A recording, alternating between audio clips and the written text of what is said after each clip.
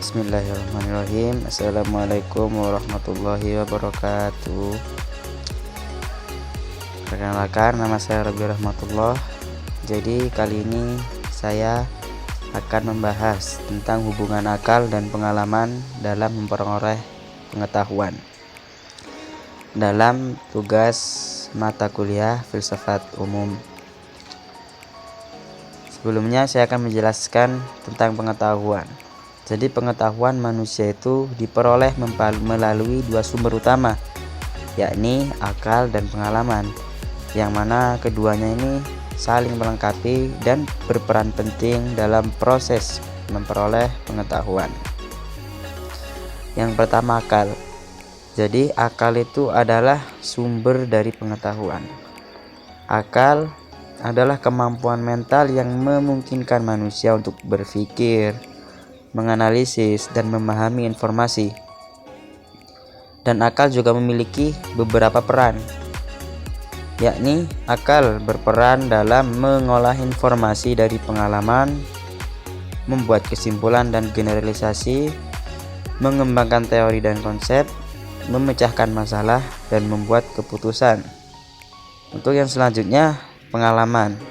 Jadi pengalaman itu adalah proses bagaimana kita memperoleh informasi melalui interaksi dengan lingkungan sekitar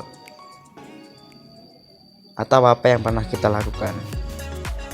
Pengalaman itu dapat berupa seperti halnya contohnya pengamatan langsung, eksperimen, interaksi sosial, dan pembelajaran dari kesalahan.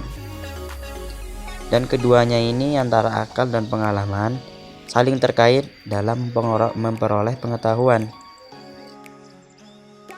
Beberapa darinya, yakni yang pertama, pengalaman sebagai sumber data, yang mana pengalaman menyediakan data dan informasi, yang mana informasi tersebut akan diolah oleh akal.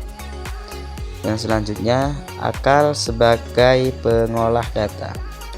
Akal akan mengolah data dari pengalaman untuk membuat kesimpulan. Yang selanjutnya, pengalaman memvalidasi teori. Pengalaman digunakan untuk memvalidasi teori atau untuk menunjukkan kebenaran sebuah teori dan konsep, yang mana itu akan dikembangkan oleh akal. Akal memprediksi, dan yang selanjutnya akal memprediksi pengalaman.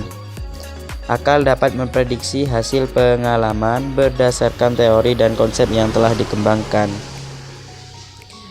Contohnya, seorang pengusaha menggunakan pengalaman dalam bisnis untuk mengembangkan strategi pemasaran, dan akal akan menggunakan pengalaman tersebut untuk mengembangkan strategi pemasaran yang efektif dan tepat.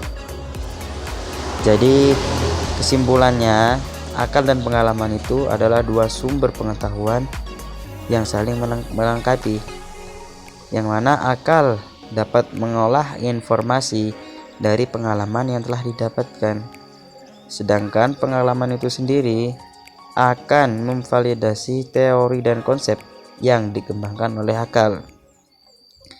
Dengan demikian, pengetahuan manusia dapat berkembang dan menjadi lebih akurat karena penggunaan akal yang tepat dan dibenarkan atau divalidasi oleh pengalaman tersebut.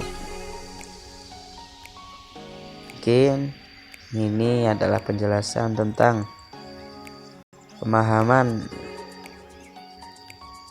hubungan akal dan pengalaman dalam memperoleh pengetahuan.